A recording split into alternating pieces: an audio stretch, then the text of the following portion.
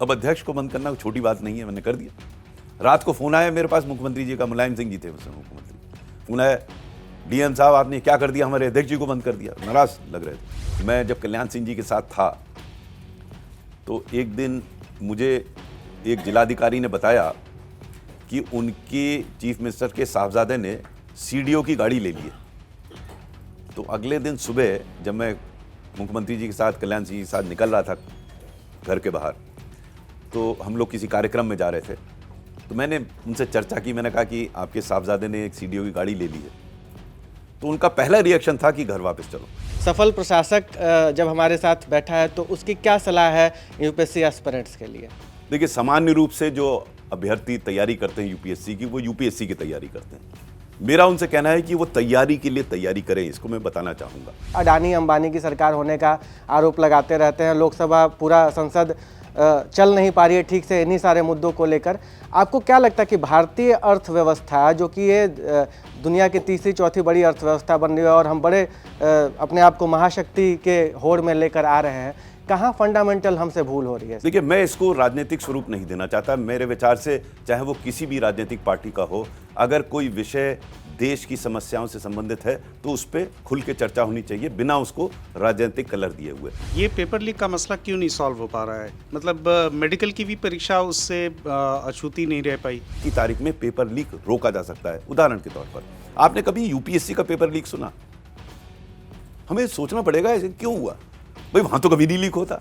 गलत चीज गलत है, चाहे कोई भी पार्टी करे। आप देख लीजिए, अब आप अगर बदमाश हैं, आप बेईमान हैं, मेरी पार्टी में आके आप कोई बेईमानदार थोड़ी ना बन जाएंगे। अगर ये व्यवस्था चलेगी तो व्यवस्था कैसे सुधरेगी? एक गलती है तो गलती है, चाहे वो कोई भी करे। अगर आदमी भ्रष्ट है तो भ्रष्ट है, चाहे वो जिस पार्टी में हो। ये बात समाज में चर्चा निश्चित रूप से होनी चाहिए कि हमारी तरफ सब ठीक है, तुम्हारी तरफ कोई भी पार्टी हो, कोई भी पार्टी इसके अबव नहीं है। हर पार्टी में इस प्रकार की प्रॉब्लम है। तो मंत्री ने एक आध बार मुझसे पूछा क्या हुआ भाई उस सस्पेंशन का। मैंने कहा साहब वो मुख्य सचिव के पास गई है।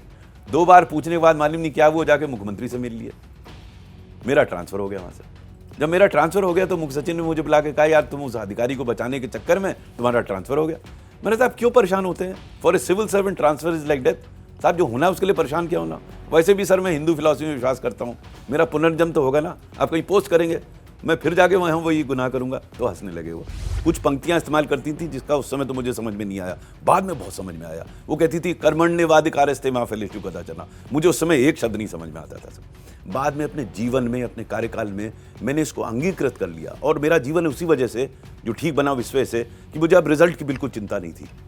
मैं अपने मोमेंट्स को एंजॉय करता था, जो चल रहा हूं उसी को एंजॉय करता था और मुझे इस बात की चिंता नहीं थी कि फल क्या होगा। मायावती जी के साथ विशेष सचिव के रूप में कार्य करने के पूर्व मैं कल्याण सिंह जी के साथ था और वो अनुभव इतना सुखद था कि मुझे कभी कभी विश्वास ही नहीं होता था कि इतना अच्छा नेता भी हो सकता है। यूपी का शहर बनारस, वहाँ पर एक पिता, उनका सपना कि उनका बेटा बड़ा होकर बड़ा अधिकारी बने। बेटा मेहनत करता है बनारस की गलियों में और आँखों में एक सपना, एक मजबूत इरादा कि पिता का सपना पूरा करना है। सिविल सर्विसेज की परीक्षा में पहले अटेम्प्ट में आईपीएस बनते हैं और फिर उसके बाद में, लेकिन याद था कि उनके पिता का सपना था कि वो आईएएस बने, तो वो आईएएस बनते हैं आईपीएस छोड़कर। मेरे साथ में इस समय हमारे शो मंच में आज के हमारे मेहमान हैं अनिल स्वरूप सर। लंबा करियर रहा है उत्तर प्रदेश में भी और सेंट्रल गवर्नमेंट में भी। बड़े बड़े दिग्गज नेताओं के साथ में उन्होंने काम किया है। सर आपका बहुत स्वागत है न्यूज़ तक पर।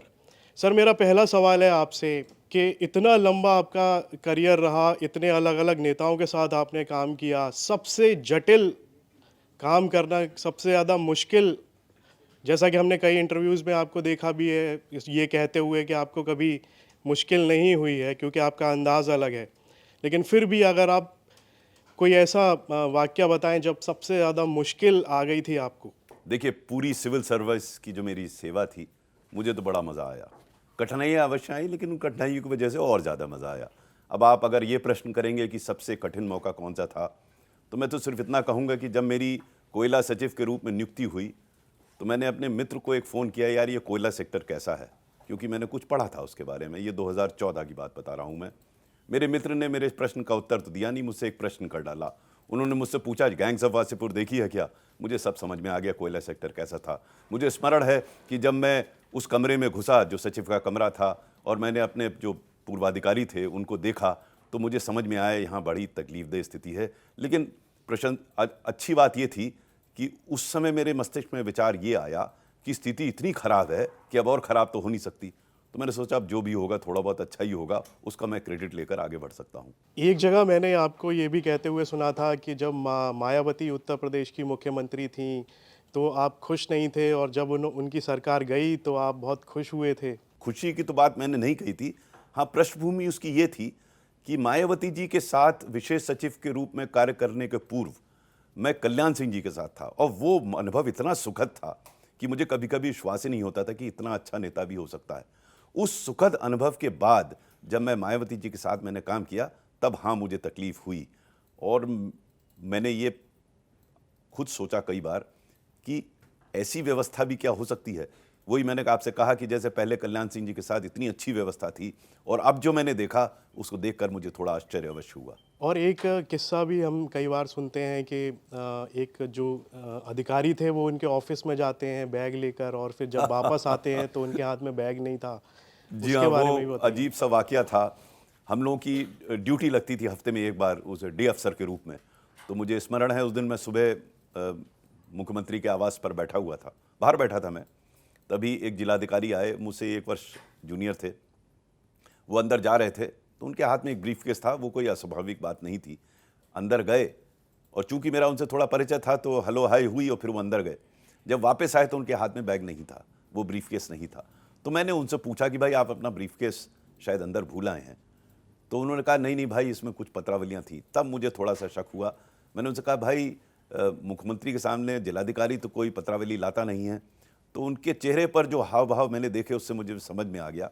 मुझे कोई विशेष जानकारी तो नहीं थी लेकिन मुझे ऐसा लगा कि कुछ गड़बड़ हुआ है। फिर मैंने जो कुछ कह सकता था उनको कहा, सुना।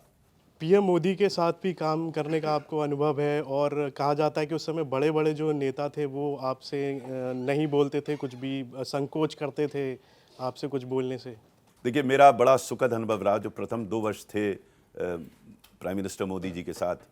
मेरा पहला जब उनसे मुलाकात हुई तो एक मीटिंग के समय पर हुई, और उस मीटिंग में जो हमारे ऊर्जा सचिव थे उन्होंने एक प्रस्तुतिकरण किया। मैं कोयला सचिव के रूप में था उस समय। जो प्रस्तुतिकरण किया उसमें उन्होंने 6-7 स्लाइड्स रखी, और उन 6-7 स्लाइड्स में उनका अंततः कंक्लूजन ये था कि ऊर्जा क्षेत्र की समस्त समस्याएं कोयले की वजह से हैं। तो प्रधानमंत्री जी प्रस्तुतिकरण के बाद मेरी तरफ घूमे और उन्होंने कहा कि अनिल जी आपने देखा, अगर आप कोयले की स्थिति सुधार दें तो देश की आर्थिक स्थिति सुधर जाएगी। उनके शब्द थे। तो मैंने उनको उत्तर देने का प्रयास किया और मैंने कहा कि साहब आप बिल्कुल सही कह रहे हैं, लेकिन शायद ये कहना उचित नहीं होगा कि ऊर्जा क्षेत्र की समस्त समस्याएं कोयले की वजह से हैं। हमें कोयले क्षेत्र को कॉम्प्रिहेंसिवली देखना होगा। अब प्रधानमंत्री जी ने वो कॉम्प्रिहेंसिव शब्द पकड़ लिया और उन्होंने फिर पीयूष गोयल जी की तरफ घूमे। वो कोयला और ऊर्जा दोनों के मंत्री थे। उन्होंने कहा कि अनिल जी सही कह रहे हैं, आपको ऊर्जा क्षेत्र को कॉम्प्रिहेंसिवली देखना पड़ेगा। अब वो उन्होंने तो एक ही शब्द कहा, मेरा तो सिक्का बन गया उस दिन। सब लोगों को ये गलतफहमी हो गई कि मैं मोदी जी के नज़दीक हूँ। उन्होंने पब्लिकली मेरा एग्री कर लिया था। उसके बाद से मुझे शायद जितनी तकलीफ हो सकती थी उतनी नहीं हुई। बड़े आराम से मेरा जीवन कटा कोयला सचिव के रूप में। सर इतना सब कुछ हो गया सर, बचपन याद आता है? बचपन तो सबको याद आता है, मुझे भी याद आता है। जो फ्रीडम आप बचपन में आप था मेरा, और मैं तो अलग प्रकार का जीवन व्यतीत करता था। स्कूल से आए, खाना खाया, जल्दी से होमवर्क किया और भागे खेलने के लिए, और जब शाम होते होते फिर वापस आते थे। तो वो जीवन अलग था। कोई रिस्पॉन्सिबिलिटी नहीं थी। रिस्पॉन्सिबिलिटी सिर्फ पढ़ाई की थोड़ी बहुत थी। पढ़ाई में थोड़ा बहुत ठीक ठाक था मैं, तो मुझे बहुत समय नहीं लगता था अपना होमवर्क करने में। उसके बाद मैं अपना खेल खाल में लग रहता था। मैं बहुत क्रिकेट का मुझे बड़ा शौक़ था। बैडमिंटन खेलता था मैं, और कई खेलों में मैंने भाग लिया। तो याद तो आती है, वो बचपन के दिन तो कोई भूल ही नहीं सकता। और पिताजी याद आते हैं? पिताजी बहुत याद आते हैं। कोई याद? बहुत डिसिप्लिन थे मेरे पिता, बहुत ज़्यादा, और वो डिसिप्लिन मुझे भी मिला। मुझे स्मरण है कि मैं 11 वर्ष का था शायद। एक कागज़ मैंने देखा, उस कागज़ पे उन्होंने पूरा बनाया था कि ये कैसे में BA करेगा, किस में MA करेगा, कैसे IAS बनेगा, ये उन्होंने बनाया था।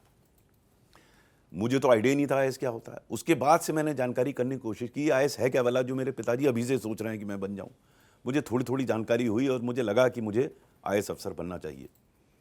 मुझे याद है कि जब मैं पहले वर्ष परीक्षा में बैठा तो पहले वर्ष में IAS में नहीं आ पाया, मैं पुलिस सर्विस में आया। उसके कारण थे, वो मैंने कारण समझे और अगले साल मैं क्वालिफाई कर गया। लेकिन जब मैं नहीं आया तो मेरे पिताजी बड़े दुखी थे।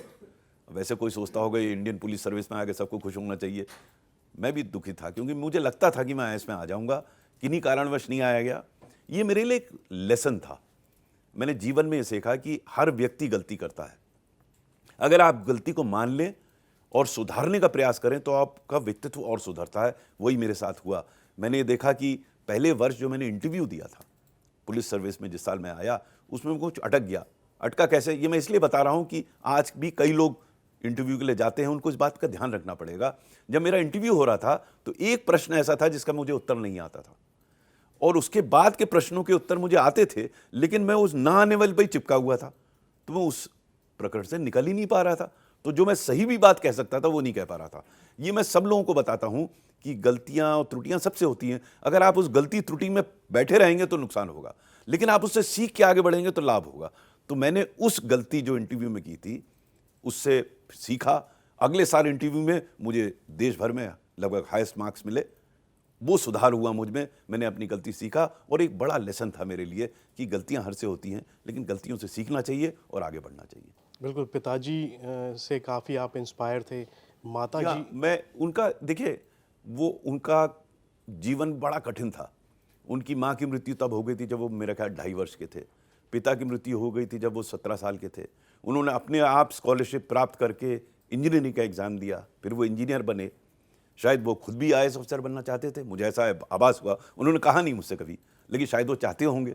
फिर उन्होंने सोचा कि जो उनका सपना था, उनका सपना मैं पूरा करूं, क्योंकि उनका सपना, अपना सपना शायद IAS का था। मेरे जो ग्रैंडफादर थे, यानी मेरे पिता के पिता, वो चाहते थे कि मेरे फादर इंजीनियर बने, तो उन्होंने अपने पिता का सपना पूरा किया। मैंने प्रयास किया कि मैं अपने पिता का सपना पूरा करूं। और माता जी क्या चाहती थी? माता जी तो हमारी बड़ी सिंपल थी। जो भी मैं कर रहा था वो हर चीज़ की तारीफ करती थी। एक आध बात जरूर याद है मुझे, जब शुरू में यंग एज में मैं हर चीज़ के लिए प्रयास करता था, लेकिन मुझे जीतता कुछ नहीं था। मुझे कक्षा 7 तक ना कोई मेडल मिला, ना कोई सर्टिफिकेट मिला, ना कोई रिकग्निशन मिला, तो मैं बड़ा फ्रस्ट्रेटेड हो जाता था। तो अक्सर मुझसे कहती थी, अरे क्यों परेशान होते, तुम्हारा समय आएगा। और वो कुछ पंक्तियां इस्तेमाल करती थी जिसका उस समय तो मुझे समझ में नहीं आया, बाद में बहुत समझ में आया। वो कहती थी कर्मण्यवाधिकारस्ते मा फलेषु कदाचन। मुझे उस समय एक शब्द नहीं समझ में आता था। बाद में अपने जीवन में, अपने कार्यकाल में मैंने इसको अंगीकृत कर लिया और मेरा जीवन उसी वजह से जो ठीक बना विश्व से कि मुझे अब रिजल्ट की बिल्कुल चिंता नहीं थी। मैं अपने मोमेंट्स को एंजॉय करता था, जो चल रहा हूँ उसी को एंजॉय करता था और मुझे इस बात की चिंता नहीं थी कि फल क्या होगा। मेरा ये मानना था कि अगर मैं ठीक काम कर रहा हूँ तो सामान्यतः मुझे आज सही फल मिलेगा, लेकिन मैं फल के लिए चिंतित नहीं था। तो जब फल मिल जाता था अच्छा, तो एक मेरे लिए बोनस हो जाता था। सर नमस्कार। सवाल तो बहुत सारे हैं, लेकिन एक बेसिक सवाल से शुरू करता हूं कि चूंकि आप एक सफल प्रशासक की भूमिका निभाकर रिटायर हुए और आपने यूपीएससी को पहले प्रयास में IPS तक पहुंचे, फिर अगले ही प्रयास में आप IAS बन गए। बड़े जो हमारे इस कार्यक्रम को छात्र बहुत देखते हैं और यूपीएससी एस्पिरेंट भी इसको देखते हैं। उन यूपीएससी एस्पिरेंट को लेकर आपकी क्या सलाह है? क्योंकि आजकल बहुत सारी सलाह उनको मिलती है, रील से तमाम वायरल गुरु उनको मिलते हैं, लेकिन एक सफल प्रशासक जब हमारे साथ बैठा है तो उसकी क्या सलाह है यूपीएससी एस्पिरेंट्स के लिए? देखिए, सामान्य रूप से जो अभ्यर्थी तैयारी करते हैं यूपीएससी की, वो यूपीएससी की तैयारी करते हैं। मेरा उनसे कहना है कि वो तैयारी के लिए तैयारी करें। इसको मैं बताना चाहूँगा, कुछ सामान्य आपकी क्वालिटीज़ हैं वो आपको डेवलप करनी पड़ेंगी इससे पूर्व कि आप यूपीएससी की तैयारी करें। वो 3 हैं। एक तो है कॉम्प्रिहेंशन, यानी आप किसी चीज़ की समझ, आप अपनी कॉम्प्रिहेंशन की स्किल्स समझिए। इसका इसलिए आवश्यक है कि जिन व्यक्तियों को कॉम्प्रिहेंशन होता है वो वही चीज़ कम समय में समझ लेते हैं और कई लोग उसको 6 बार पढ़ेंगे नहीं समझेंगे। तो कॉम्प्रिहेंशन स्किल्स सुधारने की आवश्यकता है और ये सुधार 1 महीने 2 महीने में नहीं होता है, इसमें समय लगता है। दूसरा स्किल जो इसके लिए आवश्यक है वो है विश्लेषण की, यानी कि एनालिटिकल स्किल्स। आप यूपीएससी के किसी प्रश्न को देखें, प्रश्न सीधा नहीं होता, उसमें आपसे अपेक्षा की जाती है आप उसका विश्लेषण करेंगे विषय का। अब ये जो शैली है विश्लेषण करने की, ये भी 1-2 दिन में नहीं बनती, इसके लिए भी समय लगता है। तो जब आप तैयारी के लिए तैयारी नहीं करेंगे तो आप में वो स्किल ही नहीं आएगी। आप चाहे जितना ज्ञान प्राप्त कर लें, अगर आप किसी विषय का विश्लेषण नहीं कर सकते तो निश्चित है कि आप सेवा में नहीं आएंगे। लेकिन अगर आप में वो शैली है तो ज्ञान तो आप जल्दी अर्जित कर सकते हैं, लेकिन इस शैली को नहीं कर सकते। और तीसरा जो सबसे महत्वपूर्ण है वो अभिव्यक्ति, यानी कि कम्युनिकेशन स्किल्स। अब आपके मस्तिष्क में ज्ञान भी है, आपके मस्तिष्क में विश्लेषण भी है, लेकिन अगर आप लिख ही नहीं सकते, उस आधे घंटे में जो आपको प्रश्न का उत्तर देना है, उस 3 घंटे में जो प्रश्नों का उत्तर देना है, अगर आप कर ही नहीं सकते तो सब बेकार है। तो अभिव्यक्ति यानी कि बोलने की और लिखने की, ये 3 महत्वपूर्ण पहलू हैं, कॉम्प्रिहेंशन, एनालिटिकल स्किल्स और कम्युनिकेशन स्किल्स। चलिए, ये सलाह हमारे दर्शकों के लिए बड़े काम की है सर। अब आते हैं सर, आपकी एक बड़ी चर्चित किताब आई, एनकाउंटर विथ पॉलिटिशियंस। इसी संदर्भ में मैं आता हूँ। हालांकि मधुर ने ये सवाल शुरुआत में आपसे लिया कि कठिनाई क्या हुई। मैं कठिनाई पर नहीं आता हूँ, मैं उस खास इंस्टेंस पर आता हूँ जो कि उत्तर प्रदेश की एक चर्चित घटनाक्रम से जुड़ा हुआ है, बाबरी मस्जिद के गिरने से जुड़ा हुआ है। कल्याण सिंह को लेकर आपकी टिप्पणियां पहले भी आ चुकी हैं, लेकिन हम आपसे सीधे आज ये जानना चाहेंगे कि एक तबका है जो कल्याण सिंह को विलन की तरह पेश करता है, बाबरी मस्जिद विध्वंस का दोषी मानता है। दूसरा तबका उनको हिंदू हृदय सम्राट मानता है। आज राम मंदिर बन चुका है, राम मंदिर अपनी जगह पर है, तमाम विवाद कम से कम अयोध्या को लेकर शांत हो चुके हैं। लेकिन आप कि वो लास्ट मोमेंट आप हमेशा याद करते हैं कि जिस समय ये हो रहा था आप कल्याण सिंह के साथ थे, वो एक्सपीरियंस जरा हमारे साथ शेयर करिए कि कल्याण सिंह वास्तव में क्या सोच रहे थे जब ये हो रहा था उत्तर प्रदेश में। देखिए, ये मेरा सौभाग्य था कि मैंने कल्याण सिंह जी के साथ काम किया, और ये एक कोइंसिडेंट था कि जिस दिन बाबरी मस्जिद को ढहा गया उस दिन शायद मैं अकेला कल्याण सिंह जी के साथ था, क्योंकि बाकी लोग या तो अयोध्या में थे या अन्यथा बिजी थे। बहुत ही रेयर ओकेजन था कि कल्याण सिंह जी खाली बैठे हुए थे, थोड़े चिंतित लग रहे थे। चिंता इस बात की थी कि वो व्यक्तिगत रूप से इस बात के विरोधी थे कि वहाँ लोगों को इकट्ठा किया जाए। ये मेरी धारणा थी उस समय, जो धारणा परिपक्व तब हुई जब विध्वंस हुआ उसके बाद जो उन्होंने चर्चा की अडवाणी जी से और भैरव सिंह शेखावत जी से। भैरव सिंह शेखावत जी उस समय मुख्यमंत्री थे राजस्थान के, और मुझे स्मरण है कि वो कितना नाराज थे इन दोनों पर, और ये बात कह रहे थे स्पष्ट रूप से कि मैंने आपसे कहा था कि मैं इस समस्या का समाधान निकाल रहा हूं, लोगों को एकत्रित ना करें। अगर एकत्रित करेंगे तो कोई भी घटना होने की संभावना से नकारा नहीं जा सकता, इसलिए उनको इकट्ठा करना उचित नहीं था, मैंने आपसे कहा। लेकिन आप लोगों ने मेरी बात नहीं मानी और ये लोग इकट्ठा हुए। ये इस बात का द्योतक था कि कल्याण सिंह जी चाहते थे कि समस्या का समाधान एक पीसफुल तरीके से निकले। मैं आपको बताना चाहूंगा कि अंततः जो सुप्रीम कोर्ट ने निर्णय दिया वही सुझाव था कल्याण सिंह जी का। वो अक्सर, मैं एक आध डिस्कशन में रहा, अक्सर जो वो माइनॉरिटी कम्युनिटी से बात करते थे वो उनसे ये कहते थे कि मैं आपको जहां बताइए एक भव्य मस्जिद बना दूंगा। आप लोग तो इसमें नमाज पढ़ते नहीं, इस ढांचे में आपके मजहब के हिसाब से अगर 12 साल कहीं नमाज नहीं पढ़ी जाती तो मस्जिद तो वो रहती नहीं है, तो आपके हिसाब से भी वो मस्जिद तो है नहीं, एक ढांचा है। आप वो ढांचा हमें सौंप दीजिए, हमें एक भव्य मंदिर बना दीजिए, हमारी आस्था का प्रश्न है, आपके लिए हम भव्य मस्जिद बना देंगे। ये बात वो उस समय कहते थे, जो कि इतने वर्षों बाद सुप्रीम कोर्ट ने अपने जजमेंट में कहा।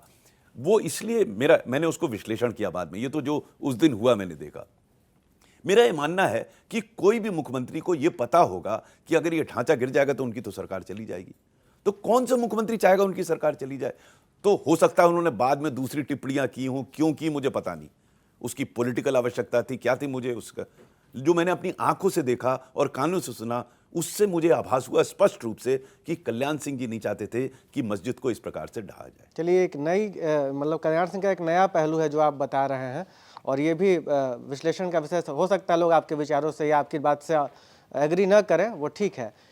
हम आगे बढ़ते हैं सर। मेरा सवाल आता है उस विभाग में जब आप कोल सेक्रेटरी बने। मैंने धनबाद में रिपोर्टिंग के दौरान कोयला खदानों की रिपोर्टिंग की है। एक बड़ा सेइंग ये कहा जाता है कि खदान से कोई बिना कालिख के नहीं निकल पाता है, कोयले की खदान से। आप कैसे क्लीन निकल गए? देखिए, मुझे पता नहीं मैं कैसे क्लीन निकल गया। मैं सिर्फ इतना जानता हूं कि समस्या बहुत ही गंभीर थी जब मैं वहाँ आया। ये मेरी खुशकिस्मती थी कि मुझे प्रधानमंत्री जी का पूरा सहयोग प्राप्त हुआ, मार्गदर्शन प्राप्त हुआ। ये मेरी खुशकिस्मती थी कि मेरी जो टीम थी वो बड़ी गजब की टीम थी, बड़ी बढ़िया। मेरे जॉइंट सेक्रेटरी इतने अच्छे थे कि जब हम अक्सर वहाँ पे इतनी पॉजिटिव एनर्जी रहती थी कमरे में कि हम लोग मजाक में कहते थे कि हमें कश्मीर समस्या दे दो, वो भी समाधान कर देंगे।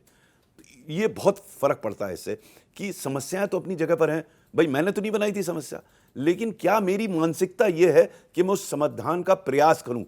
जैसे मैंने कहा था ना, कर्मण्येवाधिकारस्ते मा फलेषु कदाचन, होगा या नहीं होगा उसका तो मुझे पता नहीं, लेकिन प्रक्रिया पर तो मेरे नियंत्रण है, जो मुझे करना उस पर नियंत्रण है। और इस टीम के माध्यम से हम कुछ ऐसे कार्य कर लेगा, जैसे उदाहरण के लिए सामान्य रूप से लोग समझते थे कोल में बड़ा माफिया है, जो कि था, सामान्य लोग से समझते थे इसमें बड़े स्कैम हुए, हाँ कुछ हुए, लेकिन लोगों ने इसका कारण जानने की कोशिश नहीं की।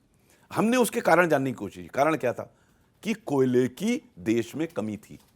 अगर मान लीजिए कोयले की देश में कमी ना हो तो माफिया क्यों आएगा, स्कैम क्यों होंगे? तो क्या हम उस कमी को दूर कर सकते हैं? और हमारा पूरा, जो मैंने अपनी पुस्तक में भी लिखा है एक chapter, the real coal story ये थी कि हम कोयले का उत्पादन कैसे बढ़ाएं। जब मैंने कोयला सचिव के रूप में कार्यभार ग्रहण किया था 2014 में, उस समय कई ऐसे पावर प्लांट्स थे जिनके पास 1 या 2 दिन का कोयला था। मुझे स्मरण है कि जब मैंने 2016 में पद छोड़ा, एक भी पावर प्लांट क्रिटिकल नहीं था। और वो इस वजह से हुआ क्योंकि हमने रणनीति पूरी बनाई कि कोयले का उत्पादन कैसे बढ़ाया जाए। तो हमने सीधे माफिया के अगेंस्ट कार्य करने का प्रयास नहीं किया, क्योंकि माफिया तो पूरे देश में फैले थे। हमने प्रयास किया कि जो उसका कारण है, यानी कि कोयले की कमी को दूर किया जाए। और स्थिति यहां तक आ गई कि हम यहां तक विचार करने लगे कि कोयला हम बांग्लादेश को एक्सपोर्ट कैसे करें। नहीं, मुझे याद है ये हेडलाइंस बना करती थी कि पावर प्लांट के पास 1 दिन के लिए कोयला बचा है, और बाद में मोदी सरकार ने इसे अपनी उपलब्धि के तौर पर पेश किया कि ये जो स्कार्सिटी कोयले की होती थी यूपीए के दौरान, वो हमने दूर कर दी। तो निश्चित तौर पर एक आपका योगदान रहा आपके कार्यकाल का। मैं सर फिर यूपी में लौटता हूँ। उत्तर प्रदेश में ये अयोध्या के बाद ऐसा लगा था कि बाबरी मस्जिद का विवाद, राम मंदिर का विवाद सुलझ गया तो सब कुछ सुलझ जाएगा, लेकिन कभी संभल में मस्जिद में मंदिर खोजा जा रहा है, कभी जौनपुर की अटाला मस्जिद में मंदिर खोजा जा रहा है। एक प्रशासक के तौर, चूँकि आपने उत्तर प्रदेश में काफ़ी लंबा अरसा गुजारा है, आपको क्या लगता है कि इस तरह की चीज़ों का समाज कैसे लेता है इस तरह की चीज़ों को, और क्या इसकी जगह होनी चाहिए इस 21वीं सदी के भारत में? क्या हमें ज़रूरत है मंदिरों में जाके मस्जिद खोजने की, मस्जिदों में जाके मंदिर खोजने की? देखिए, मैं इसमें अब अपनी थोड़ी सी एक आध राय, सामान्य रूप से मैं राय नहीं प्रस्तुत करता, जो मेरा अनुभव है वही बताता हूँ। मेरा ये मानना है कि भारतवर्ष की कई गंभीर समस्याएं हैं, हमें उन समस्याओं की ओर ज़्यादा ध्यान देना चाहिए। हम ये जो डाइवर्ट कर रहे हैं या ये खुदाई कर रहे हैं, मेरा व्यक्तिगत रूप से कहना है कि हम पूर्व में जो हो गया है, पास्ट को हम परिवर्तित नहीं कर सकते। हम पास्ट के से सीख सकते हैं, लेकिन परिवर्तित नहीं कर सकते। हम अपना समय ज़ाया कर रहे हैं पूर्व को, हिस्ट्री को, पास्ट को बदलने में। जबकि आज की हमारी समस्याएं बहुत, जैसे अनएम्प्लॉयमेंट की समस्या है, ये सब समस्याएं महत्वपूर्ण समस्याएं हैं जिस पे हमें ध्यान देना चाहिए। हम अगर वही समय, वही 24 घंटे हमारे पास है, अगर हम उसमें लगाएंगे जो बीत गया है, जिसको हम में से कोई परिवर्तन नहीं कर सकता, तो आज की समस्याओं के समाधान के लिए हमारे पास समय नहीं बचेगा। हम खुदाई करके, मान लीजिए अगर हमने निकाल भी लिया नीचे से खुद, उससे क्या इस देश की आर्थिक सामाजिक स्थिति में सुधार आ सकता है? ये प्रश्न हमें अपने आप से करने होंगे। मेरे विचार से, व्यक्तिगत मेरा मत यह है कि इन मुद्दों पर अनावश्यक रूप से समय ज़ाया करने से हमें जो महत्वपूर्ण बिंदु हैं, आज के महत्वपूर्ण मुद्दे हैं, उन पर हमें समय कम मिलेगा। चलिए, इस पर तो सुप्रीम कोर्ट ने भी टिप्पणी की है कि उपासना स्थल कानून पर जब तक अब हम कोई फैसला नहीं ले लेंगे, उसको चैलेंज कर दिया गया है, तब तक अब नया खोजबीन नहीं होगा, नई याचिकाएं नहीं दाखिल की जाएंगी। अब देखते हैं ये आगे चलकर क्या रूप लेता है। मेरा सवाल एक सर इससे है कि आपका काफ़ी समय बीता बनारस और उन जगहों पर, और अब उन चीज़ों में बदलाव आ रहा है। जो नई सरकारें आई तो उन्होंने दावा किया कि बनारस को हमने पूरा तरीके से बदल दिया, प्रयागराज को पूरा तरीके से बदल दिया, और ये दोनों शहर से आपका क्लोज एसोसिएशन रहा है। आप इन शहरों के बदलाव को कैसे देखते हैं? देखिए, मैं थोड़ा एक करेक्ट करना चाहूँगा। मैं ना बनारस में कभी रहा, मैं सिर्फ एक आध बार घूमने गया हूँ बनारस में। और इधर लास्ट टाइम जब मैं गया था बनारस, तो मुझे वहाँ काफ़ी सुधार दिखा, लेकिन एक वो पर्यटक के रूप में मैं गया था। अन्यथा मुझे बनारस के बारे में कुछ नहीं पता, मतलब हिस्टोरिकली जो है वो पता है, बट मैं ना वहाँ कभी रहा हूँ, ना मैं वहाँ कहीं पढ़ा हूँ, तो मुझे बनारस के बारे में जानकारी नहीं है। इलाहाबाद भी मुझे गए हुए, प्रयागराज जिसे कहते हैं, अब गए हुए काफ़ी समय हो गया, तो मुझे पता नहीं वहाँ क्या परिवर्तन हो रहे हैं। मैं जाता तो रहता हूँ, देश भर में घूमता हूँ, शायद मौका लगेगा तो पुनः जाऊँगा। अब आपने प्रश्न किया है तो थोड़ा, महाकुंभ का आयोजन हो रहा है बड़े पैमाने पर। मेरे लिए तो अपना कर्तव्य सबसे बड़ा कुंभ है, और सबकी अपनी अपनी आस्थाएं हैं। मेरा ये मानना है कि जो मैं आजकल कर रहा हूँ, जाकर देश में विभिन्न स्थलों पर यंगस्टर्स के साथ इंटरेक्ट कर रहा हूँ, चर्चाएं कर रहा हूँ, उनसे सीख रहा हूँ, कुछ अपने अनुभव उनके साथ बंटवारा कर रहा हूँ। महाकुंभ में तो बहुत लोग जा रहे हैं, मैं मुझे पूरी आस्था है, लेकिन मैं उस भीड़ का एक अंग शायद नहीं बनना चाहता। मैं अपना अपना अलग रास्ते पर चल रहा हूँ और मेरे विचार से वो रास्ता अब तक मैंने उसी प्रकार से चला हूँ, जब तक जीवन है उसी प्रकार से चलूँगा मैं। सर, पिछले दिनों कुछ एक चिंताएं आपने जाहिर की भारतीय अर्थव्यवस्था को लेकर। चिंता कुछ इस तरह की थी कि वेल्थ का जो सेंट्रलाइजेशन है वो बहुत ही मतलब और भी मजबूती से हो रहा है। कॉरपोरेट्स के पास ज़्यादा वेल्थ है, डिस्ट्रीब्यूशन ऑफ वेल्थ जो है आम लोगों तक, वो जो इसके एक लेमैन भाषा में कहें कि आम आदमी तक धन जिस तरीके से पहुंचना चाहिए पहुंच नहीं रहा है। राहुल गांधी इस सरकार पर अडानी अंबानी की सरकार होने का आरोप लगाते रहते हैं। लोकसभा, पूरा संसद चल नहीं पा रही है ठीक से इन्हीं सारे मुद्दों को लेकर। आपको क्या लगता है कि भारतीय अर्थव्यवस्था, जो कि ये दुनिया की तीसरी चौथी बड़ी अर्थव्यवस्था बन रही है और हम बड़े अपने आप को महाशक्ति के होड़ में लेकर आ रहे हैं, कहाँ फंडामेंटल हमसे भूल हो रही है? देखिए, मैं इसको राजनीतिक स्वरूप नहीं देना चाहता। मेरे विचार से चाहे वो किसी भी राजनीतिक पार्टी का हो, अगर कोई विषय देश की समस्याओं से संबंधित है तो उस पर खुल के चर्चा होनी चाहिए, बिना उसको राजनीतिक कलर दिए हुए। तो मैं राजनीतिक तौर पे इस पर टिप्पणी नहीं करना चाहता। हमें ये मानना होगा कि जहां एक और भारत की आर्थिक स्थिति सुधर रही है, भारत एक फास्टेस्ट ग्रोइंग इकोनॉमी बन रही है, भारत शीघ्र ही $5 ट्रिलियन इकोनॉमी हो जाए, ये बड़े सबकी इसकी प्रशंसा होनी चाहिए, सराहना होनी चाहिए। वहीं दूसरी ओर हमें इस बात पे भी विचार करना चाहिए कि क्या ये जो वेल्थ क्रिएट हो रही है इसका डिस्ट्रीब्यूशन ठीक हो पा रहा है, नहीं हो पा रहा है। अब जो कुछ भी आंकड़े सामने इस समय आ रहे हैं उससे ऐसा लगता है कि कुछ लोगों को ज़्यादा इससे लाभ हो रहा है, बाकी लोगों को नहीं हो रहा है।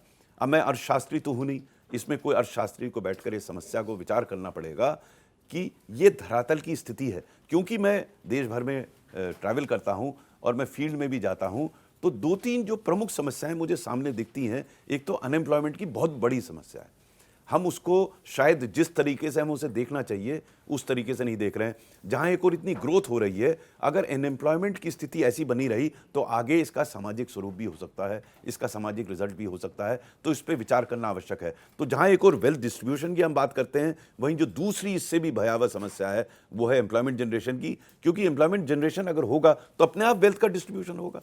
तो वेल्थ डिस्ट्रीब्यूशन या लैक ऑफ वेल्थ डिस्ट्रीब्यूशन तो एक कॉन्सिक्वेंस है, विजिबल साइड है, लेकिन उसका जो कारण वो कारण ये है कि लोगों को रोजगार नहीं मिल रहा है। रोजगार मिलेगा तो उनके पास भी वेल्थ जनरेशन होगा।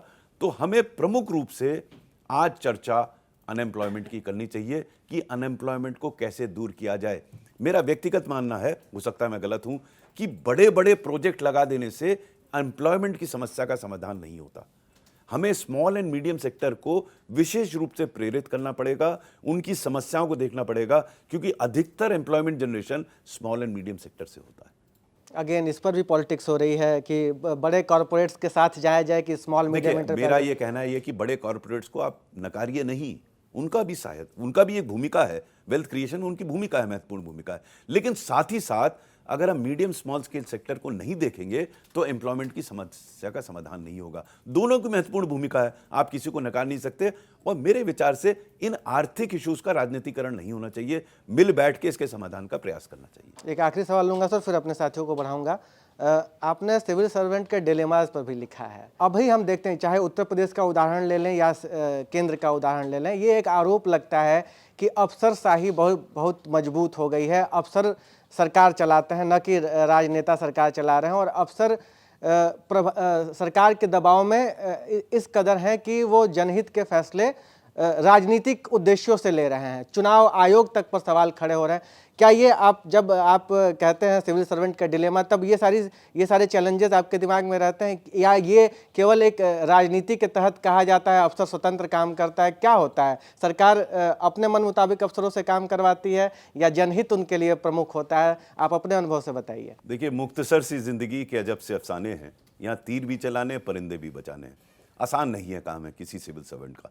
सामान्य रूप से कहना उचित नहीं होगा कि समस्त ब्यूरोक्रेसी का राजनीतिकरण हो गया और सिर्फ नेता के रूप में काम करते हैं। हाँ, ऐसे दृष्टांत सामने आते हैं जो कि दुखद हैं, जहाँ पे अधिकारियों को जो कार्य करना चाहिए वो ना करके किसी नेता के दबाव में आके काम करते हैं। मेरा मत ये है, जो मैंने अपनी पुस्तक ethical dilemmas of civil servant में भी लिखा है, कि ये किसी अधिकारी के लिए आवश्यक नहीं है।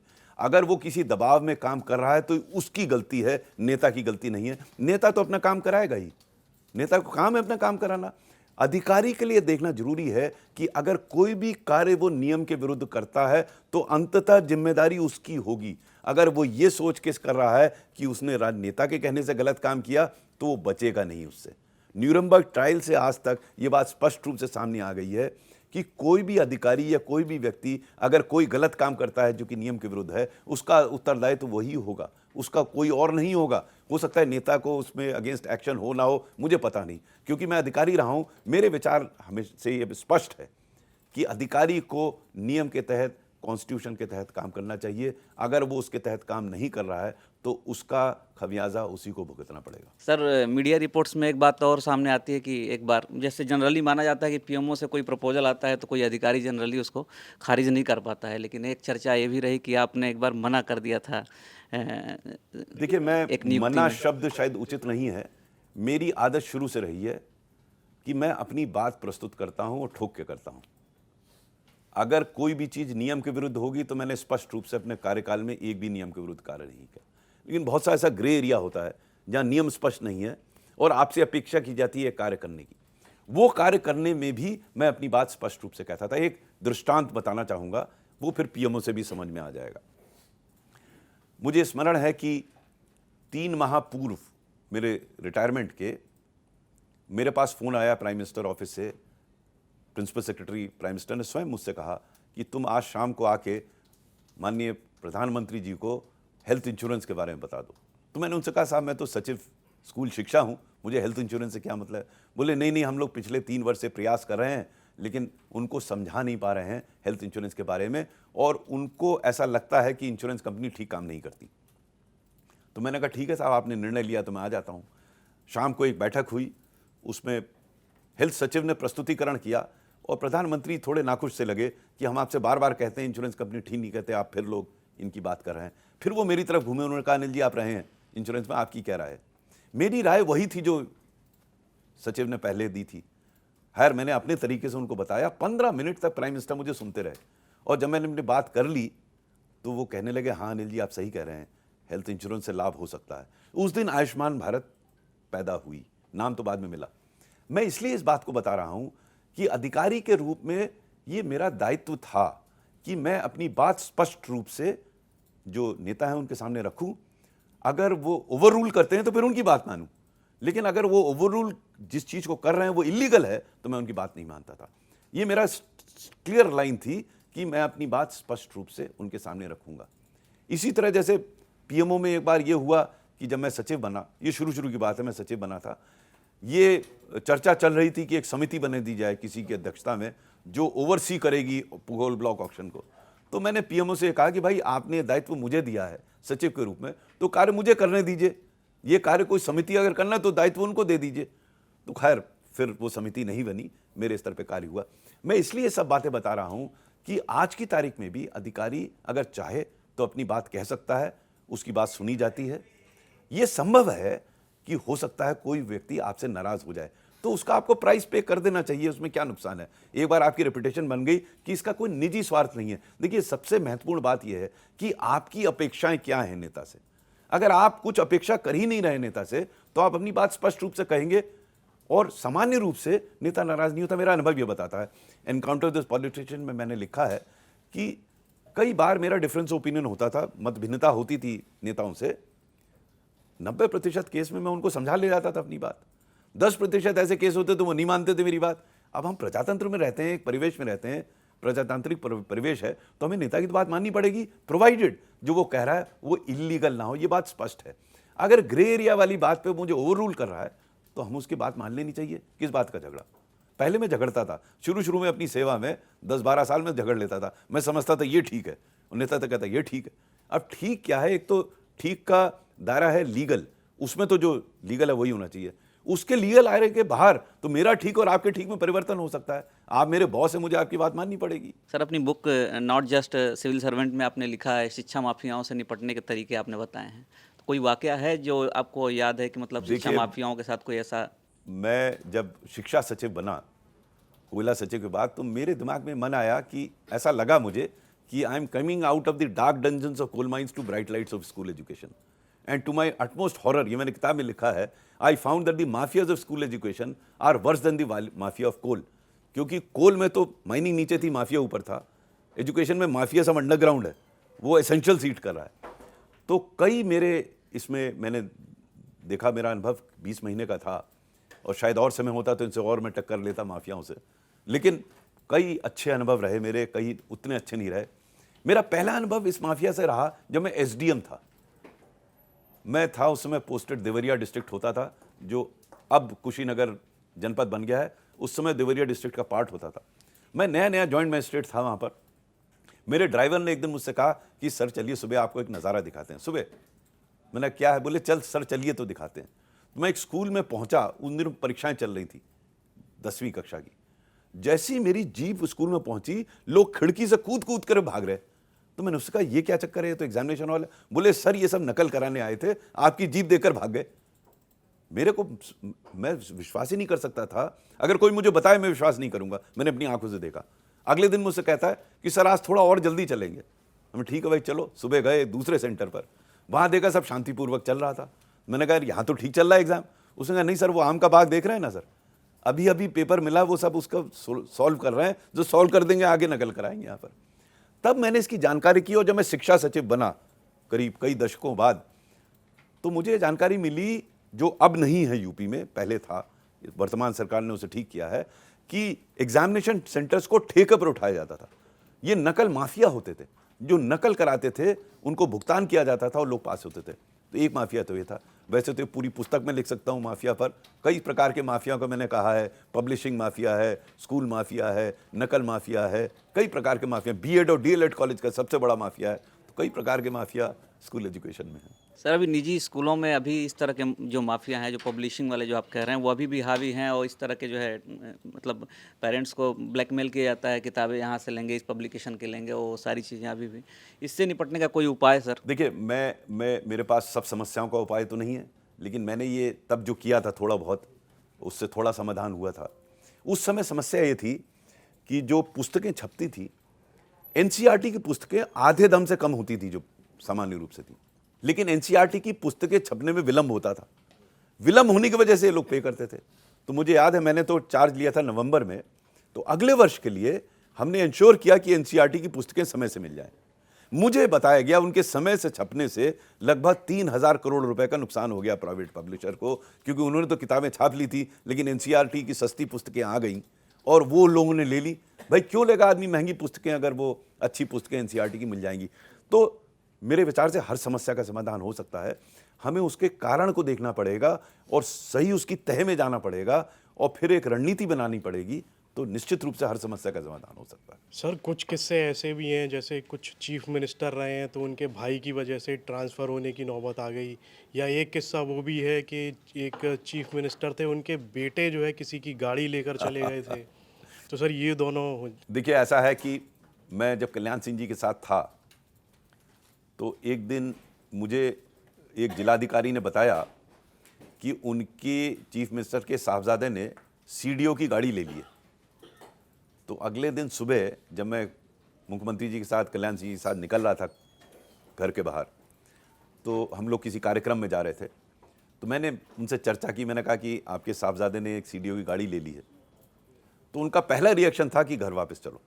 पूरा काफिला वापस आ गया घर। देखिए एक मुख्यमंत्री के लिए करना बहुत बड़ी बात है। आज की तारीख में तो बड़ी बड़ी बातें सुनी जाती हैं। वो वापस आए। मैं बाहर बैठा था, अंदर कमरे में वो किसी को डांट रहे थे, मुझे नहीं पता किसको डांट रहे थे। फिर निकले बाहर और फिर हम लोग बैठे और फिर चले गए कार्यक्रम। शाम को मेरे पास डीएम का फ़ोन आया कि वो गाड़ी वापस हो गई। तो मेरे कंजेक्चर है कि उन्होंने कहा होगा। उनके लिए संभव था, क्योंकि वो एक दाग भी, पहला मैं उनका टेन्योर बता रहा हूँ, जब 91-92 में मुख्यमंत्री थे, एक दाग भी वो डिसऑनेस्टी का अपने ऊपर नहीं चाहते थे। तो ऐसे व्यक्ति के साथ काम करने का मेरा जो सौभाग्य रहा मैंने उनसे बहुत कुछ सीखा। और सर जो भाई थे चीफ मिनिस्टर के, सर चीफ मिनिस्टर के भाई का प्रकरण तो मुझे याद नहीं आ रहा कोई, आप अगर आप मुझे स्मरण कराएं। सर जो ट्रांसफ़र होने की जो बात हुई थी कि अगर मान लिए होते, मिलने की जो बात थी सर कि आपको मिलना था, लेकिन आप मिले नहीं थे, या आपके कोई सहयोगी दूसरे अधिकारी थे जो मिलने से मना, मतलब मिले नहीं थे? अच्छा अच्छा अच्छा अच्छा, नहीं नहीं, वो मैं बताता हूँ, भाई का नहीं था वो प्रकरण, वो भी बड़ा इंटरेस्टिंग, मुख्यमंत्री का नहीं था, वो एक मंत्री से था। ये वर्ष 2003 का प्रकरण है। मैं नया नया वापस गया था लखनऊ और मैं सचिव हॉर्टिकल्चर बना, तो हमारे मंत्री थोड़े से उनकी कुख्यात थे, वो काफ़ी भ्रष्ट थे, क्योंकि कई अच्छे लोग थे, कल्याण सिंह जी थे, कुछ भ्रष्ट भी थे। तो उन्होंने एक दिन मुझे लिखित आदेश भेजा और ये कहा कि इस उप निदेशक को सस्पेंड कर दो। उसमें वो कारण नहीं दिया था, लेकिन ऑर्डर जो जायज़ था, क्योंकि उनका अधिकार था डिप्टी डायरेक्टर को सस्पेंड करने का। तो मैंने फ़ोन किया मंत्री जी को, मैंने कहा कि साहब आपने इनको सस्पेंड करने को कहा है, क्या किया इसने? बोले मुझसे मिलने नहीं आया। मैंने कहा साहब बड़ी छोटी चीज़ है, मैं उससे कह दूंगा आपसे मिल लेगा। तो मैंने उस अधिकारी के बारे में मालूम किया, लोग बोले बड़ा अच्छा अधिकारी है, ईमानदार है, मेहनती है।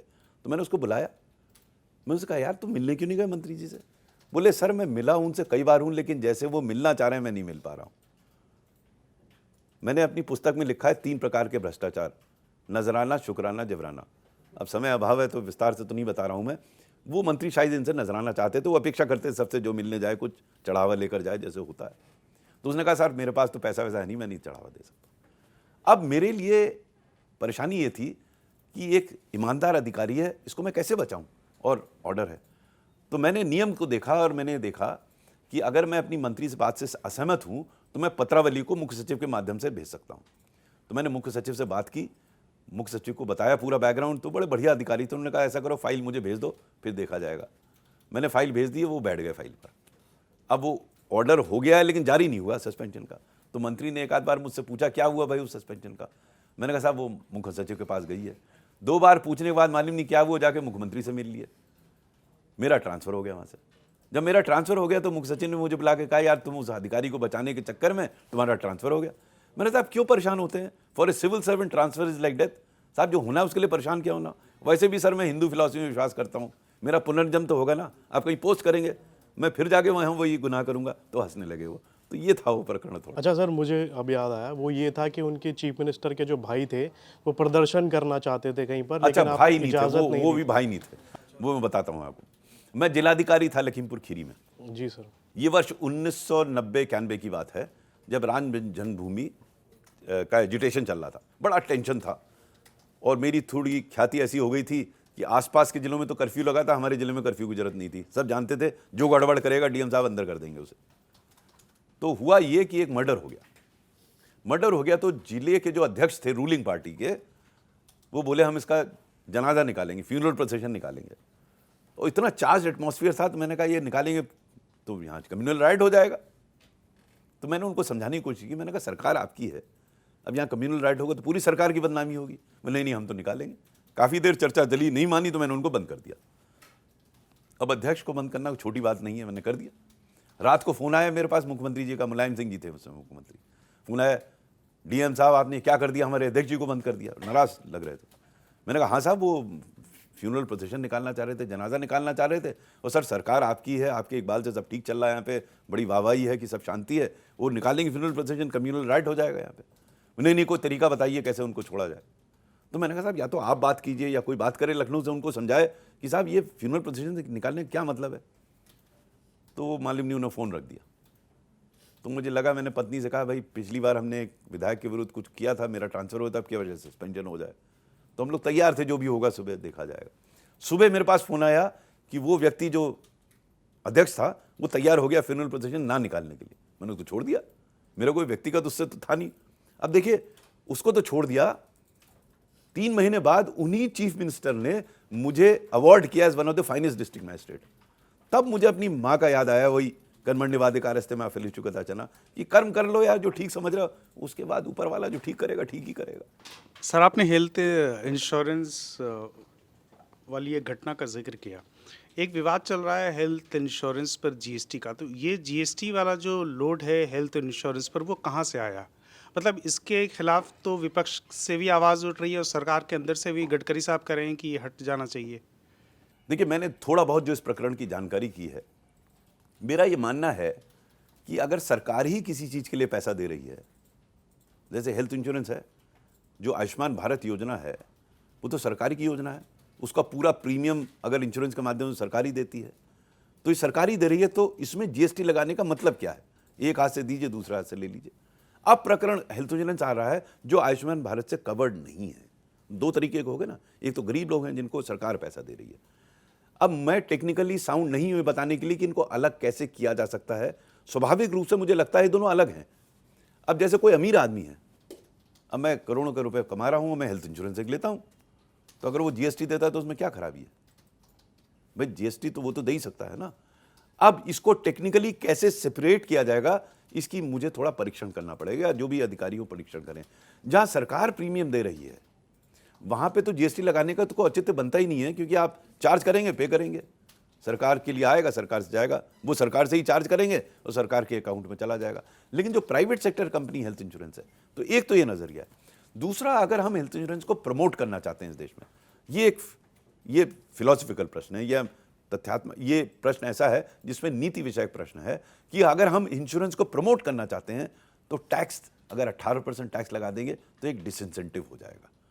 इन दोनों बिंदुओं पर चर्चा करके एक निर्णय हो सकता है इसमें। सर, आप एजुकेशन डिपार्टमेंट में भी रहे, और ये एक मतलब ये घर घर की कहानी, हर नौजवान की कहानी और पूरे समाज और देश की कहानी बन चुकी है। पेपर लीक का जो मसला है, ये पेपर लीक का मसला क्यों नहीं सॉल्व हो पा रहा है? मतलब मेडिकल की भी परीक्षा उससे अछूती नहीं रह पाई। देखिए, ये हो सकता है। पहला तो आपकी चिंतन होना चाहिए, आपका संकल्प होना चाहिए कि हम इसको रोकेंगे। अगर वो संकल्प नहीं है तो गड़बड़ हो जाएगा। पहला तो ये बिल्कुल स्पष्ट चिंतन होना चाहिए कि हमें इसे रोकना है। फिर प्रक्रिया क्या है? मैं इसलिए प्रक्रिया बता रहा हूं कि ये मेरा व्यक्तिगत अनुभव है। जब मैं शिक्षा सचिव था तो सीबीएसई का एक पेपर लीक हुआ, और उस लीक के माध्यम से हमने जो सीखा और जो व्यवस्था बनाई सीबीएसई में 2018 में, 2024 तक कोई पेपर लीक नहीं हुआ। तो हो सकता है आज की तारीख में टेक्नोलॉजी है जिसके माध्यम से आप पेपर लीक रोक सकते हैं, लेकिन अगर मेरी मंशा ही ठीक नहीं है तब प्रॉब्लम फंसेगी। तो हम पहली चीज ऐसे व्यक्तियों को इन संस्थाओं में लगाएं जो एब्सोल्युटली अबव बोर्ड हो, जिनके ऊपर कोई भी प्रश्न ना हो, पहली चीज। दूसरी चीज, उसको हम फिर सहयोग करें कि वो ऐसी व्यवस्था बना सके जिसके माध्यम से पेपर लीक ना हो। मेरा ये मानना है, मैं विस्तार से तो नहीं बता रहा हूं, कि आज की तारीख में पेपर लीक रोका जा सकता है। उदाहरण के तौर पर, आपने कभी यूपीएससी का पेपर लीक सुना? हमें सोचना पड़ेगा ऐसे क्यों हुआ। भाई वहां तो कभी नहीं लीक होता। आपने सीबीएसई का पेपर लीक 2018 के बाद सुना, समझिए कैसे हुआ। आप सोचिए, एनटीए का पेपर लीक हुआ है ना, नेशनल टेस्टिंग एजेंसी का। एनटीए का जो कार्य पहले सीबीएसई करती थी, और एक ही विभाग में है वो दोनों। तो अगर सीबीएसई में पेपर लीक हुआ और नहीं हुआ और एनटीए में हुआ, तो हमें परीक्षण करना चाहिए कि कौन सी ऐसी चीज। मैं बता सकता हूं, लेकिन उसमें विस्तार से समय लगेगा कि सीबीएसई में बता सकते हैं, ये बड़े जनहित का मामला देखिए है। बड़ा सिंपल है। पहली चीज, अब उसका पूरी प्रक्रिया देख लीजिए कि आप क्या क्या चीज आउटसोर्स करेंगे। देखिए, लीक जहां भी हुआ आउटसोर्सिंग की वजह से हुआ है, प्राइमरी रीजन, और भी है। आउटसोर्स क्या क्या करेंगे? सीबीएसई पूरा कंट्रोल में रखता है पूरा, एनटीए ने उसे आउटसोर्स कर दिया था। तो स्टार्ट कीजिए कि कैसे आप क्वेश्चन पेपर सेट करते हैं। पहला स्टेप है। क्वेश्चन पेपर सेट करने के लिए क्वेश्चन बैंक के लिए तो आप आउटसोर्स कर सकते हैं, क्योंकि आप बनाएंगे लाखों की मात्रा में क्वेश्चन, अब इससे भी बनवा ली, इससे नहीं, उसमें कौन सा प्रश्न लेंगे तो किसी को नहीं पता। तो क्वेश्चन बैंक आप आउटसोर्स कर लिए, लेकिन पेपर सेटिंग आप इंटरनल करेंगे, उसमें से कौन सा आएगा, ठीक है। फिर जो जहां पर आप परीक्षा हो रही है, जो सेंटर है, उसका चयन कैसे करेंगे, ये बहुत महत्वपूर्ण है। आप उसको आउटसोर्स कर देंगे तो वहां का इंटरेस्ट हो जाएगा उसमें किसी का, वो लीक करने में लग जाएगा, तो सेंटर का चयन होगा। तीसरा, पेपर जब छपेगा तो उसकी प्रक्रिया क्या होगी भेजने की। उदाहरण के तौर पर मैंने 2018 में सुझाव दिया था, जिसको काफी हद तक लागू भी किया गया सीबीएसई में, कि मान लीजिए आप, उस समय सीडी का था, अब तो सीडी होती नहीं, मैंने ये सुझाव दिया था कि आप 3 सीडी में 3 अलग अलग प्रश्न पत्र कोड करके भेज दीजिए हर सेंटर पे, ठीक है। बिना कोड के वो खुलेगा ही नहीं। जिस दिन एग्जामिनेशन है उस दिन सुबह के टाइम पे आप 3 में से 1 का कोड भेजिए, ये है, वो डिकोड करेगा, प्रिंट करेगा और बांट देगा। मान लीजिए थ्योरेटिकली अगर लीक भी हो जाता है उस समय, तो उससे फर्क नहीं पड़ना।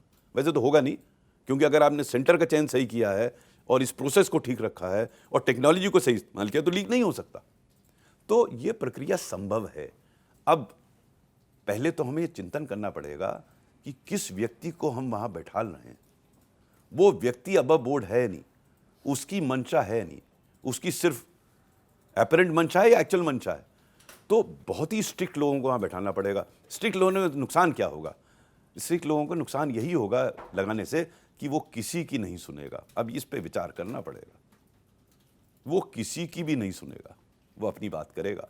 ये सामान्य ब्यूरोक्रेसी के लिए भी लागू होती है कि अगर प्लायबिलिटी आधार है किसी व्यक्ति को चयनित करने का, तो फिर ये जरूर नहीं है कि वो व्यक्ति सक्षम हो। आप सक्षम व्यक्ति को लाइए तो वो आपकी सुनेगा नहीं, और अक्षम को लाइएगा और आपको सुन रहा है तो फिर आप व्यवस्था को दोषारोपित ना करिए। देखिए, मेरा अनुभव 38 साल का ये बताता है कि हर प्रकार के अधिकारी उपलब्ध हैं। ये मजा है ब्यूरोक्रेसी का। आप किसको प्रेरित कर रहे हैं, किसको चयनित कर रहे हैं, इस पे वो व्यवस्था निर्भर करेगी। आप किसी गलत आदमी को वहां बैठा देंगे इस उद्देश्य से कि गलत आदमी मेरी बात सुनेगा, मैं उससे अपना काम करा लूंगा, तो व्यवस्था चरमराएगी। आप किसी भी संस्था को ले लीजिए, चाहे सेशन साहब को ले लीजिए, किसी भी व्यक्ति को ले लीजिए, उस व्यक्ति ने उस संस्था को बनाया है। आप ऐसे व्यक्ति को वहां रखेंगे जो आपकी बात सुन ले, तो फिर व्यवस्था तो सुधरेगी नहीं, व्यवस्था सुधारने। जो आप कह रहे हैं ना कि मेरी मंशा होनी चाहिए, तो ये मेरी मंशा में सरकार भी कटघरे में खड़ी होती है। हर जना खड़ा होता है, सरकारी ये क्यों? कटिंग अक्रॉस पार्टी लाइन चल रहा है। मतलब यूपी में पार्टी से बीजेपी की मतलब सरकार, देखिए, राजस्थान में कांग्रेस की सरकार, मतलब पेपर लीक हो रहे हैं। मैं आपसे ये कह रहा हूं, इसमें पार्टी से कोई मतलब ही नहीं है। हम बेकार इसका राजनीतिकरण करते हैं। हर जना उसी व्यवस्था को करने की कोशिश कर रहा है। तभी सामाजिक रूप से हमें दबाव डालना चाहिए कि चयन ऐसे लोगों का हो जो एब्सोल्युटली अबव बोर्ड हो। ये सामाजिक दबाव से होगा। कोई एक राजनीतिक पार्टी जो आज कह रही है इन्होंने कर दिया, कल वो पार्टी पावर में आएगी, वो भी वही करेगी। ये कोई नई व्यवस्था थोड़ी ना है। इसमें सामाजिक दबाव बनाना पड़ेगा। जैसे आपने सही प्रश्न किया कि लीक क्यों हो रहा है, ये प्रश्न पूछना चाहिए और इसकी तह तक जाना चाहिए, क्यों हुआ। क्या ये व्यक्तिगत किसी ह्यूमन एरर है, या टेक्नोलॉजिकल एरर है, या प्रोसेस रिलेटेड एरर है। मेरा, जैसे मैं आपको बता रहा हूँ, 38 साल का मेरा अनुभव है। अब जब कोयले की समस्या का समाधान हो सकता है, तो ये तो बहुत छोटी चीज़ है, इसका भी समाधान हो सकता है। लेकिन समाधान करने के लिए ये बात करना पड़ेगी, अगर समाधान हो गया फिर वो व्यक्ति किसी की नहीं सुनेगा, क्या आप उस व्यक्ति को वहाँ बैठाना चाहेंगे? ये प्रश्न है। ये चाहे राज्य सरकारें हो, चाहे केंद्र सरकार हो, चाहे ये पार्टी हो, पार्टी लेवल पे तो इसकी चर्चा होनी नहीं चाहिए। उसका राजनीतिकरण हो जाता है। जैसे मैं किसी चीज को क्रिटिसाइज करूंगा, अरे आप तो इसकी बात कर रहे हैं। नहीं भाई, गलत चीज गलत है, चाहे कोई भी पार्टी करे। आप देख लीजिए, अब आप अगर बदमाश हैं, आप बेईमान हैं, मेरी पार्टी में आके आप कोई बेईमानदार थोड़ी ना बन जाएंगे। अगर ये व्यवस्था चलेगी तो व्यवस्था कैसे सुधरेगी? एक गलती है तो गलती है, चाहे वो कोई भी करे। अगर आदमी भ्रष्ट है तो भ्रष्ट है, चाहे वो जिस पार्टी में हो। ये बात समाज में चर्चा निश्चित रूप से होनी चाहिए कि हमारी तरफ सब ठीक है, तुम्हारी तरफ कोई भी पार्टी हो, कोई भी पार्टी इसके अबव नहीं है। हर पार्टी में इस प्रकार की प्रॉब्लम है। लेकिन समाज तो इन पार्टियों के ऊपर है ना। सामाजिक रूप से चर्चा होनी चाहिए कि क्या हम में इतना दम है कि गलत व्यक्ति को हम गलत कहें, चाहे वो किसी पार्टी में हो। गलत व्यवस्था को हम गलत कहें, चाहे वो जिसी पार्टी की व्यवस्था हो, चाहे वो राजस्थान की हो, पंजाब की हो, किसी भी पार्टी की हो। इससे मतलब नहीं होना चाहिए कि इस राजनीतिक पार्टी का, इस राजनीतिक पार्टी का। अगर गलत है तो गलत है। समस्या क्या आती है कि हम कभी कभी राजनीतिक चश्मा पहनकर ये समझाने लगते हैं ये गलत है, ये सही है, जबकि दोनों गलत हैं। ये हम में दम होना चाहिए कहने का कि जो गलत है वो गलत है, चाहे वो किसी राजनीतिक पार्टी का हो। इस सरकार में वो दमखम दिख रहा है। देखिए, फिर आप वो राजनीतिक पे जा रहे हैं कि इस सरकार में, उस सरकार में। मैं इस पे चर्चा कर सकता हूँ, लेकिन उसका कोई लाभ नहीं है। अगर मैं इस सरकार को कह दूं, उस सरकार को कह दूं, वो कहेंगे अरे साहब ये तो इस सरकार के हैं, ये तो इसकी बुराई करते हैं। ये चर्चा में आना ही नहीं चाहिए। हम इस और उस सरकार की चर्चा ना करें। मेरा ये मानना है हम व्यवस्था की चर्चा करें, प्रक्रिया की चर्चा करें। कौन कर रहा है तो बाद में आएगा, वो तो अपने आप उजागर हो जाएगा जब आप किसी व्यवस्था की या प्रक्रिया की चर्चा करेंगे। जैसे पेपर लीक हुआ, अब किसी सरकार को इसमें दोषारोपित करना उचित नहीं होगा, क्योंकि हर सरकार में हो रहा है। तो हम ये कैसे कह दें यहां हो रहा नहीं हो रहा।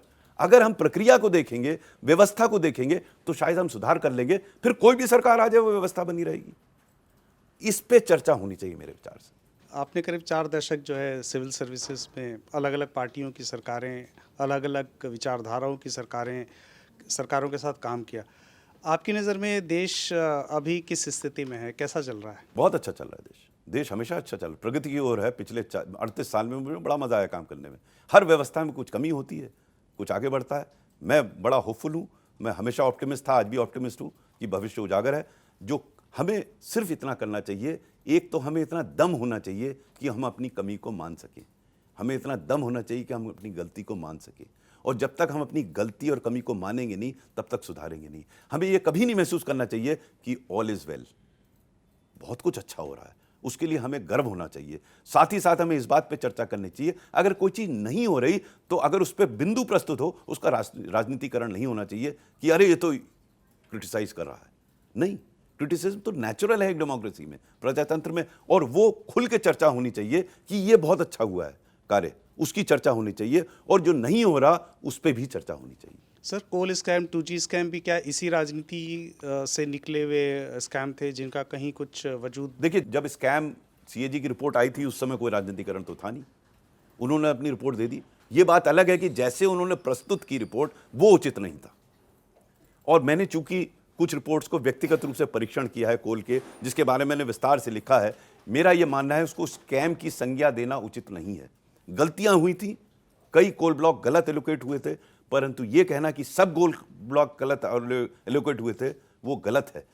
मेरा ख्याल हिस्ट्री जब इसको देखेगी, जब भविष्य में इस पर पुनः परीक्षण होगा, इसी निष्कर्ष पे पहुंचेंगे कि गलतियां निश्चित हुई थी, लोगों के विरुद्ध कार्रवाई होनी चाहिए, लेकिन यह कहना कि सब कुछ गलत हुआ था ये उचित नहीं था। और दूसरा, क्योंकि मैंने इसको कैलकुलेट किया ना, मैंने कैलकुलेट करके बताया कि सीएजी साहब ने जो अंक निकाला उसमें एवरेज कॉस्ट ऑफ माइनिंग ले ली। अब आप कोयले में आप रिपोर्ट करते थे, कोयला जितना गहरा जाएगा उतना ज्यादा महंगा होगा, इसकी एक दाम थोड़ी ना ले सकते, उन्होंने एक दाम ले लिया कि इतना खर्चा आया। अरे भाई, अगर गहरे में जाएंगे तो ज्यादा खर्चा आएगा, ऊपर कम खर्चा आएगा। एवरेजिंग नहीं हो सकती, उन्होंने एवरेज कर लिया, एवरेज करके मल्टीप्लाई कर दिया, निकाल लिया। मैंने इसको विस्तार से अपनी पुस्तक में लिखा है कि कैसे उन्होंने कैलकुलेशन गलत किए। मैं पुनः दोहराना चाहूंगा, ऐसा नहीं गलतियां नहीं हुई, गलतियां हुई, लेकिन गलतियों का सही चिन्हांकन अगर आप नहीं करेंगे तो होगा क्या? ऑनेस्ट आदमी तो परेशान हो जाएगा, जैसे हरीश गुप्ता साहब परेशान हुए, और डिसऑनेस्ट आदमी पतली गली से निकल जाएगा बच के। ये बड़ा अजीब विचित्र स्थिति है। आप डिसऑनेस्ट आदमी के अगेंस्ट कार्रवाई कीजिए, उसके लिए आपको विस्तार से परीक्षण करना पड़ेगा, एवरेजिंग नहीं करनी पड़ेगी। एवरेजिंग करके तो आप सबकी गर्दन उड़ा देंगे। आप देखिए, इसकी गलती है। मेरा यह कहना था, मैंने पुस्तक में भी लिखा है कि सीएजी साहब को प्रत्येक माइन का डिटेल आकलन करना चाहिए था, और यह देखना चाहिए था इस माइन में इतना ये गड़बड़ हुई, इस माइन में इतना नुकसान हुआ। एवरेज करके थोड़ी ना होता है। अब उन्होंने पुस्तक में जरूर लिखा है नॉट जस्ट एन अकाउंटेंट, मैं तो अपनी पुस्तक में उनसे कहता हूं he is just an accountant. Auditor का काम तो पूरा विस्तार से देखना चाहिए था ना। अब देखिए, 2 दिन पहले हरीश गुप्ता साहब बरी हो गए केस में, और देखिए किस परेशानी से वो गुजरे इतने सालों से। मैं उनको व्यक्तिगत रूप से जानता हूं, प्रोफेशनल रूप में जानता हूं, उनसे ईमानदार आदमी कोई नहीं है। वो सबसे ज्यादा परेशान घूम रहे हैं, और बेईमान आदमी सड़क पे घूम रहा है, या वो पार्टियां ढूंढ रहा है कि कौन सी पार्टी ज्वाइन कर ले। भाई, ये चीज सामाजिक रूप से, इसकी राजनीतिक रूप से चर्चा नहीं हो सकती, क्योंकि हर राजनीतिक पार्टी अपने हिसाब से कर रही है। सामाजिक रूप से आपके जैसे मंच पे इस पे राजनीति से हटा के प्रकरण की चर्चा होनी चाहिए, और ये दिखाना चाहिए कि कमी कहाँ है, गलती कहाँ पर है। सर, मेरा सवाल आपसे ये है कि बहुत सारे जो बच्चे हैं अभी जो एग्ज़ाम की प्रिपरेशन करते हैं, तो वो जानना चाहते होंगे कि एक आईएएस की दिनचर्या कैसी होती है, एक सुबह से लेकर शाम तक एक आईएएस कैसे अपना दिन व्यतीत करता है। सर देखिए, अलग अलग जगह पर अलग अलग प्रकार से दिन व्यतीत होता है। जब आप डिस्ट्रिक्ट मैजिस्ट्रेट होते हैं तो आपका कुछ होता ही नहीं है, पूरा 24 घंटे के लिए आप कमिटेड होते हैं काम के लिए। मैं इसलिए कह रहा हूँ कि मेरा लड़का उस समय 3-3.5 साल का था, तो किसी ने उससे पूछा तुम कहाँ रहते हो, तो ला नहीं बोल पाता, तो कहता है अखीमपुर में। तुम्हारे नाना कह रहे थे, कहता है अखनऊ में। फिर तीसरे ने पूछे पापा कह रहे थे, उसने कहा ऑफिस में। बिल्कुल एक स्टेट फर्स्ट से। तो एज डिस्ट्रिक्ट मैजिस्ट्रेट तो आप 24 घंटे की ड्यूटी हो जाती है।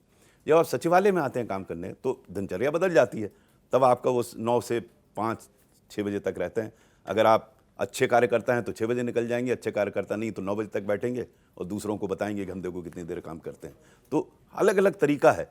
अपने कार्य करने की प्रणाली पे भी बहुत निर्भर करता है कि आपकी दिनचर्या कैसे हो। मैं सिर्फ इतना बनाना चाहूँगा, जो लोग इस पे अपीयर होना चाहते हैं, आपने शुरू में मेरे से प्रश्न किया था कि आप आईएएस अफसर क्यों बने, तो मैंने बताया मेरे पिता चाहते थे।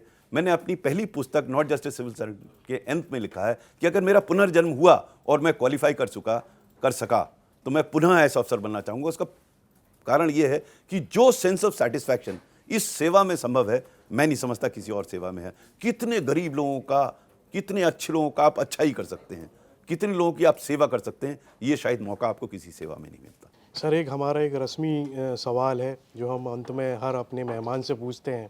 आपको कैसा लगा सर हमारे इस मंच में आके? बहुत मज़ा आया, प्रश्न बड़े बढ़िया थे, चर्चा में बहुत बहुत मज़ा आया।